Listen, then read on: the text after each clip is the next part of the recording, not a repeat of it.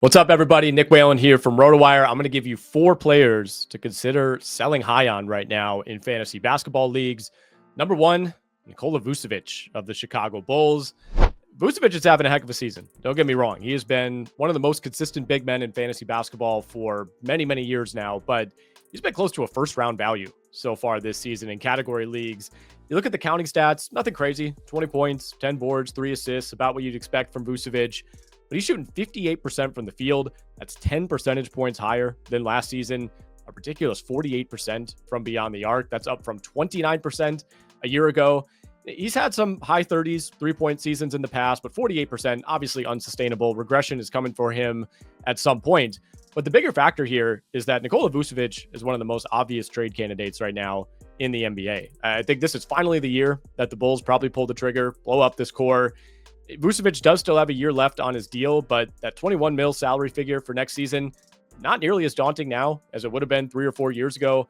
I think a lot of NBA teams would love to add Nikola Vucevic, but if he is traded, he's not walking into 32 minutes per night in a high usage role. It's going to be a reduced role. It's going to be with a new team where he has to fit in. He can still be plenty productive, sure, but this has been an absolute best case scenario start to the year for him. There's really nowhere to go but down, especially when you look at those shooting percentages. He could still be plenty productive, sure, but this has been an absolute best case scenario start to the season. And the way I see it, there's really nowhere to go but down for Vucevic, especially when you look at those shooting percentages.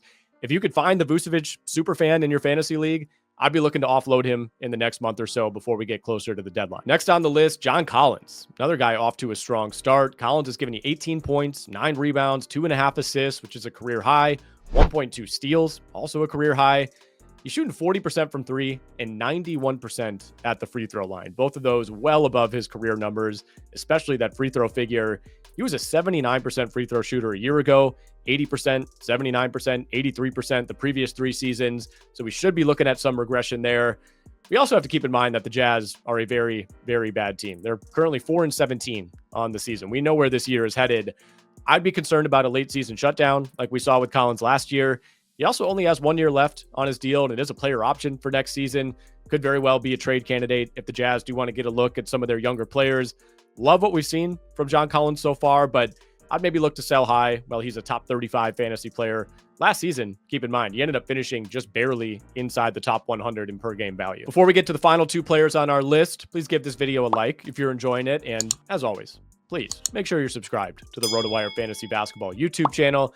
That way you won't miss any of our content. All of our podcasts are here, all of our standalone videos. You can listen to the pods live. You can catch them whenever you want, archived on the channel. So make sure you're subscribed. Hit the little subscribe button right there. Next on our list, we got a guard, Jordan Poole of the Washington Wizards. And this is a tough one for me because I was beating the drum for Jordan Poole during draft season, but he's been off to an even better start than I imagined. The numbers are up across the board compared to last year when he was, in my opinion, a much better fantasy player than a real-life asset. To begin the year, Jordan Poole was shooting 45% from 3. He's giving you almost 2 steals per game, not something that was really part of his stat profile in the past. So I do wonder if some of those numbers are going to start wearing off. He did have a big game against the Bucks last weekend, but he's been a lot more hit or miss lately, averaging just 16 points on 40% shooting and 30% from 3 over his last 5. I know it's a small sample, but history suggests he's been playing quite a bit above his level so far, especially with the efficiency metrics. The Wizards are also getting smacked around on a nightly basis. No 2 ways about it. They've dropped 13 in a row. 12 of those losses have been by double digits. With all these blowout scenarios we're seeing, Poole's minutes, often capped in the mid to high 20s, a lot more than you'd like. And he's another player who could also be a potential trade chip as the deadline approaches.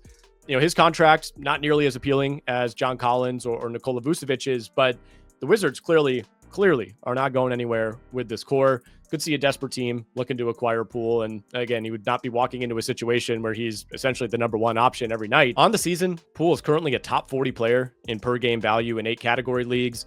Could he be a top 75, top 60 type of player? Sure, but top 40 is just not sustainable. He's never really shown that kind of upside. I think there is going to be some regression coming. So if you could cash out Jordan Poole now for a more stable asset, I would be looking to do that. The last player on our list, we're going up to Toronto, north of the border, Jakob Poeltl.